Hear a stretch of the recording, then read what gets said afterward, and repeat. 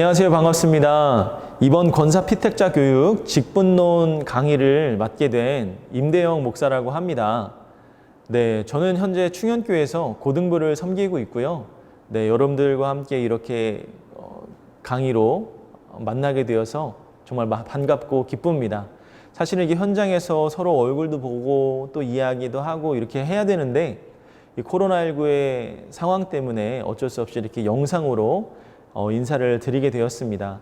여러분들, 저는요, 이 직분론 강의 어렵지 않게 딱 세 파트로 나눠서 함께 나누려고 하는데요. 제가 참고한 강의안은요, 여기 보시면 이 직분자 반이라는 이 교재를 활용하려고 합니다. 이 책은요, 고신 측의 안재경 목사님이 저술한 책이고요. 이번에 세운북스에서 따끈따끈하게 나온 신간입니다. 그래서 이 교재로 여러분들과 함께 나누려고 하는데 여러분들께서 이 강의를 다 듣고 나신 후에 나는 조금 더 깊이 있게 보고 싶다라고 생각하시면 이 책을 한번 가볍게 구매하셔서 읽어보시는 것도 나쁘진 않을 것 같아요. 저는 총 세 파트로 직분의 의의, 두 번째는 직분의 역사, 세 번째는 직분과 직무, 이렇게 세 가지의 파트로 나눠서 함께 강의를 하려고 하는데요. 이 책에 그 파트가 나와 있고요.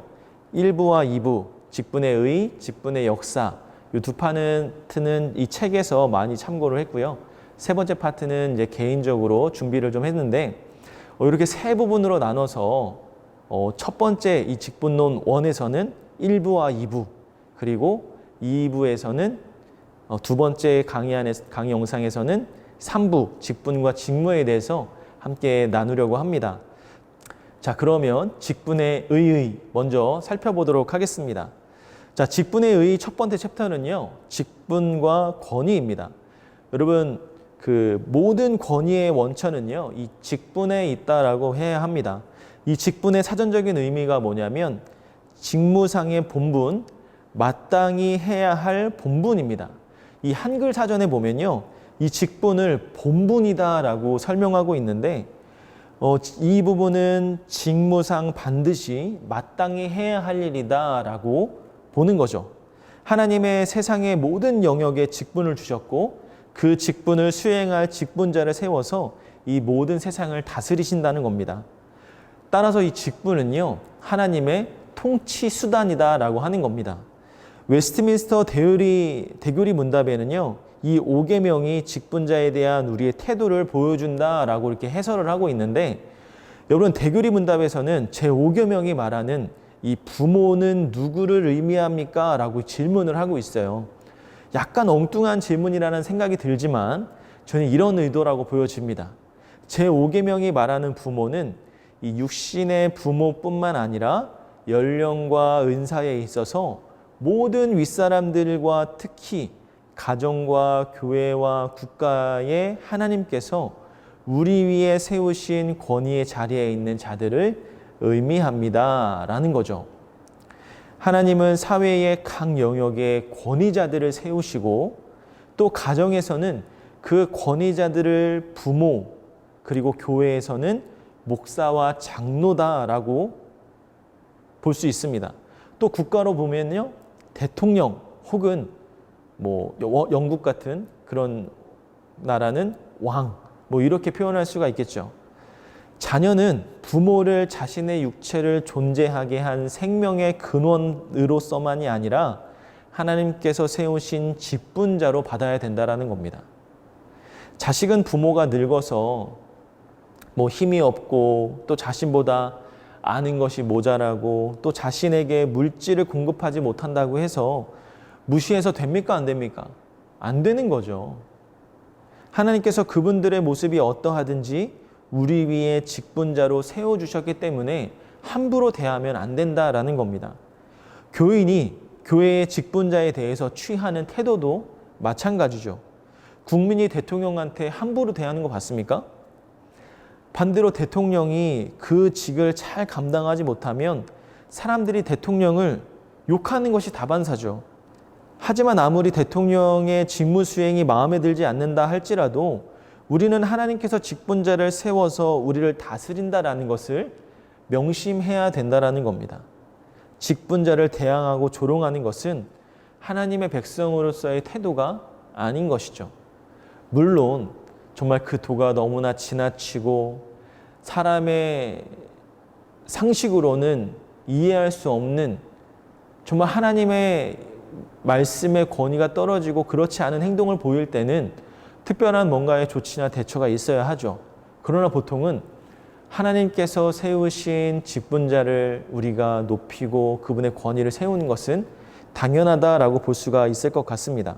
여러분, 이 직분은요, 공허한 것이 아니라 이 구체적인 일과 관계가 있습니다. 우리는 그것을 뭐라고 부르냐면 직무다라고 부른다는 거죠. 그리고 모든 직분은 구체적인 일을 위해 주어지는 것입니다. 직무에 합당한 권위를 부여하는데 그것이 뭐예요? 바로 직위라고 표현할 수 있죠. 직위는 이 직분에 주어져 있는 권위를 가리킵니다. 사회에서의 직위를 생각해 보면 뭐 대리, 과장, 부장 이런 것들이 직위라고 할 수 있겠죠. 이 직무와 직위는 서로 연결되어져 있다라는 겁니다. 직무를 수행하도록 지위를 부여하고 직위가 높은 사람은 방향성을 설정하고 중요한 일을 결정하는 것이죠. 따라서 우리 교회 안에서도 이 직위를 가진 사람에 대해서 그분들이 하셔야 하는 직분과 직책과 또 사명이 있다라는 겁니다. 직위가 높은 사람일수록 그분들의 정하는 방향성과 중요한 일들을 결정하게 되는 거죠. 하지만 때때로는 직분자의 인격이 부족할 때가 있습니다. 그럴 때 그 직분자를 무시할 것이 아니라 존경의 마음을 잃지 않은 채 그분의 부족함을 위해서 기도해야 하는 것이죠. 하이델베르크 교리문답 104문 제5계명을 해설하면서 이 부분을 분명하게 지적하고 있는데 한번 눈으로 따라와 주시기 바랍니다. 나의 부모님 그리고 내 위에 있는 모든 권위의 모든 공경과 사랑과 신실함을 나타내고 그들의 모든 좋은 가르침과 징계에 대해 합당한 순종을 하며 또한 그들의 약점과 부족에 대해서는 인내해야 합니다. 왜냐하면 그들의 손을 통해 우리를 다스리시는 것이 하나님의 뜻이기 때문입니다. 하나님은 연약하고 부족한 직분자를 세워서 일하시죠. 하나님께서 세우신 직분자에게 순종하는 것이 그를 세우신 하나님께 순종하는 것입니다. 하나님께서 세우신 직분자에게 순종하지 않으면서 하나님께 순종한다?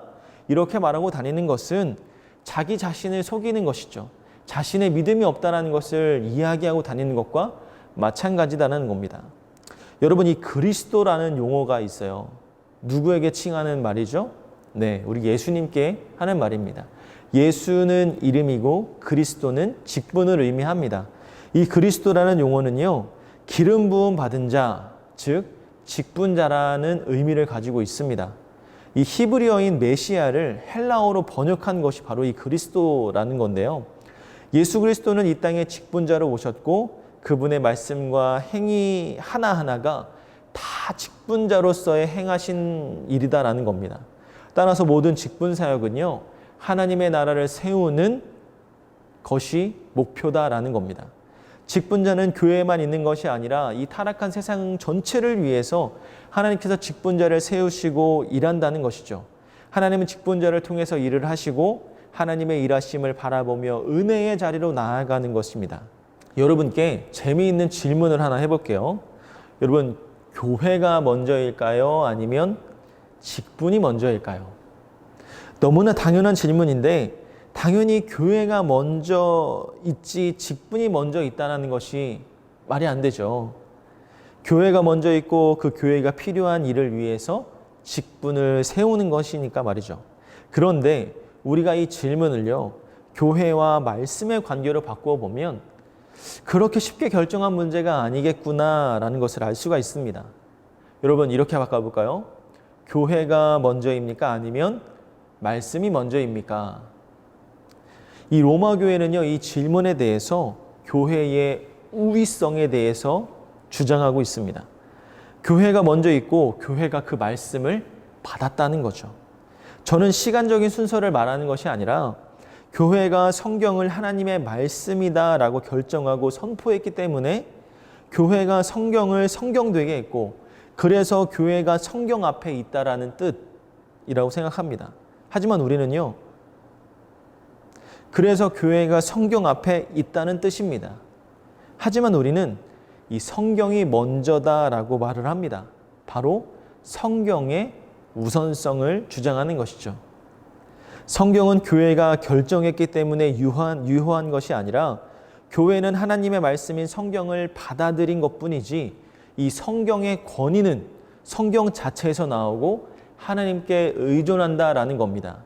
교회와 직분의 관계도 마찬가지죠. 교회의 모든 직분은 다 말씀의 직분이기 때문입니다. 말씀이 나타나는 것은 직분이에요. 교회가 필요에 의해서 직분을 만들었다라고 생각하는 것은 정말 잘못된 생각입니다. 신앙생활이 오래되었고 나이가 차서 이제 장로가 되고 권사가 되는 것이 아니다라는 거죠. 하나님께서 나를 선택하셨고 그리고 직분을 허락해 주셨고 그에 합당한 직무를 맡기는 것이다라는 겁니다. 하나님께서 세우신 직분이 교회를 구성하는 것이죠. 하나님께서 세우신 직분은 교회가 어떤 기관인지 어떤 교인이 어떤 사람들인지 이렇게 상기시키는 역할도 합니다. 구체적인 직분으로 설명을 좀 해보면 목사, 장로, 집사 이 셋을요 항존직이다라고 불러요. 이것은 교회에 항상 존재해야 하는 직분이다라는 뜻을 가지고 있습니다.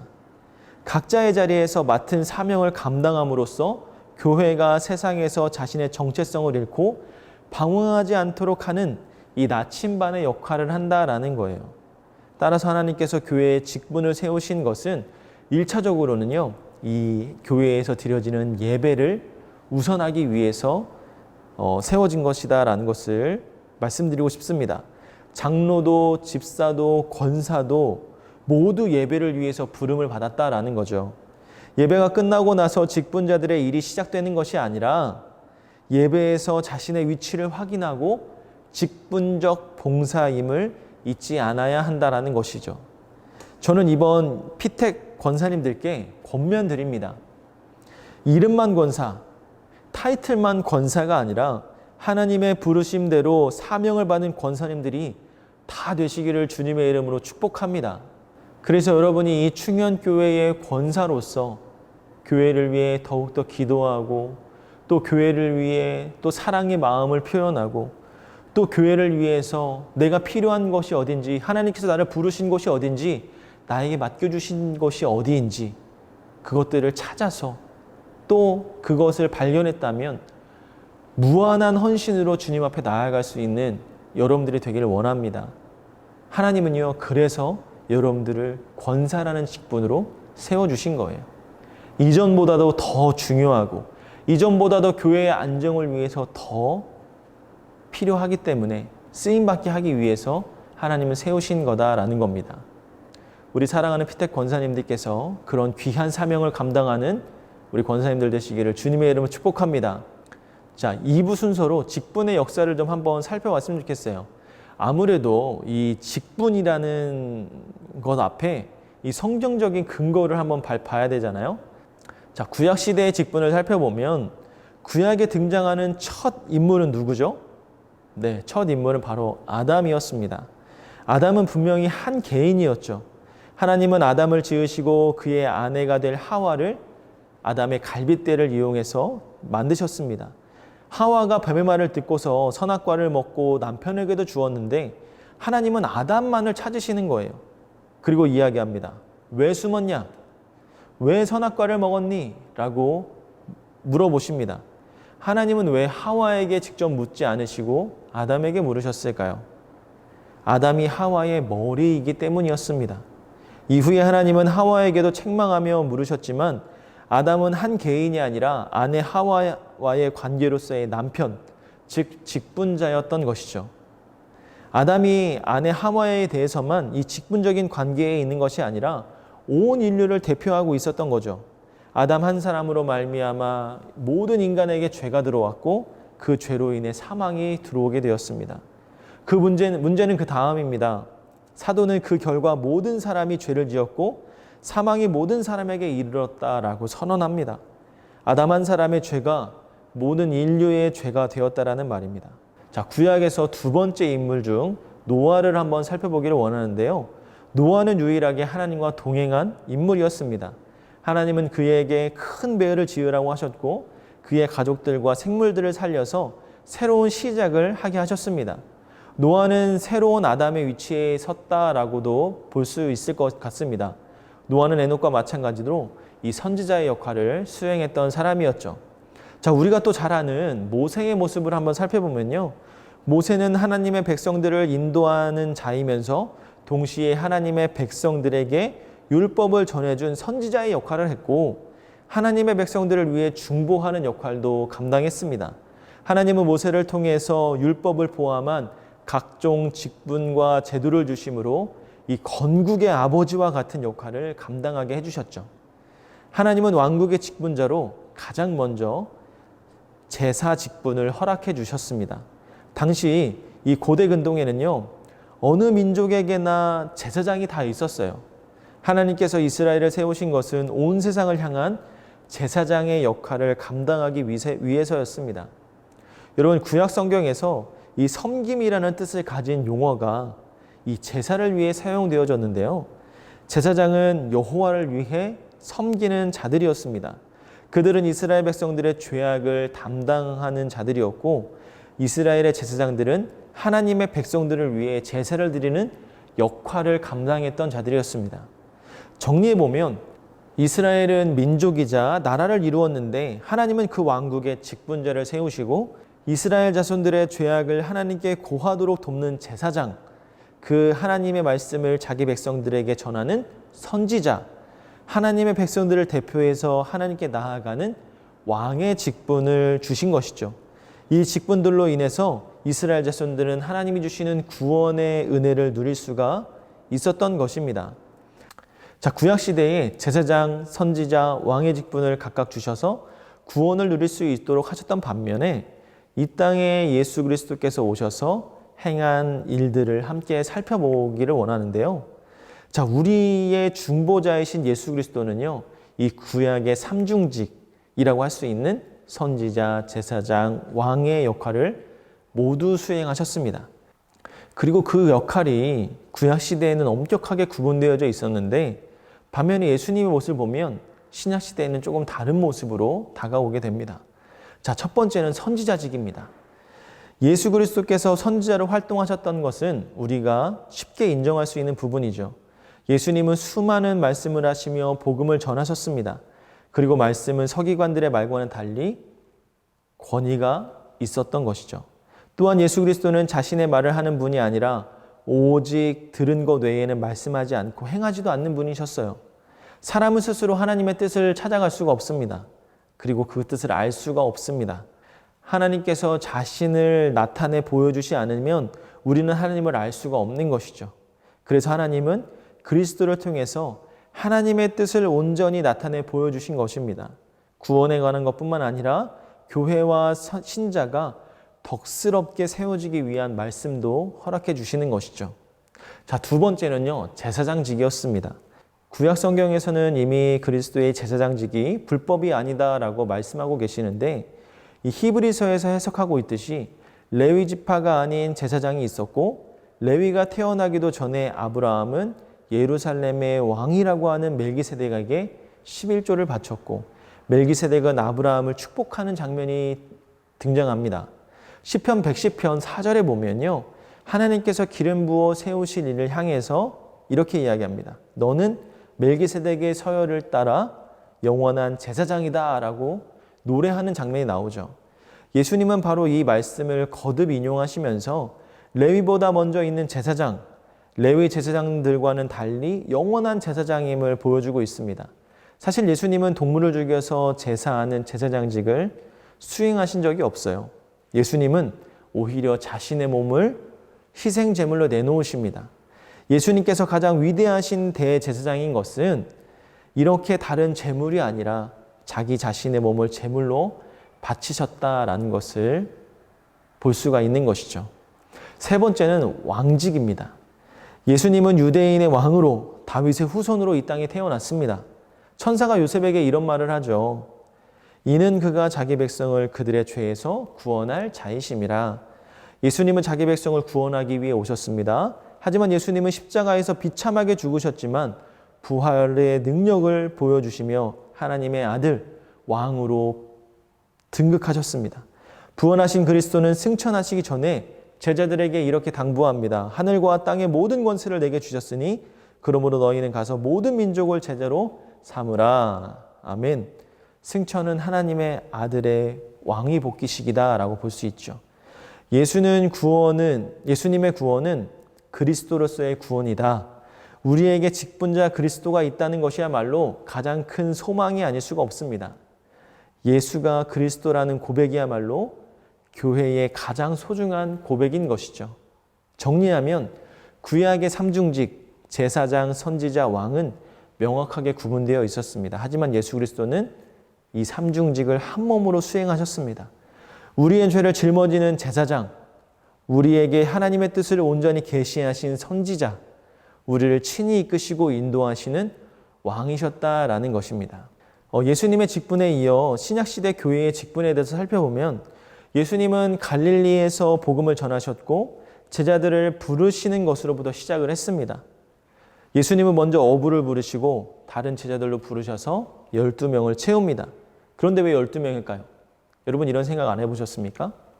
교육학에서 보면 이 12명은 한 사람이 가르칠 수 있는 최대한의 인원이라고 말할 수 있을지는 모르겠지만 이스라엘의 12지파를 염두에 두고 하셨다라는 것이 더욱더 좋을 것 같습니다.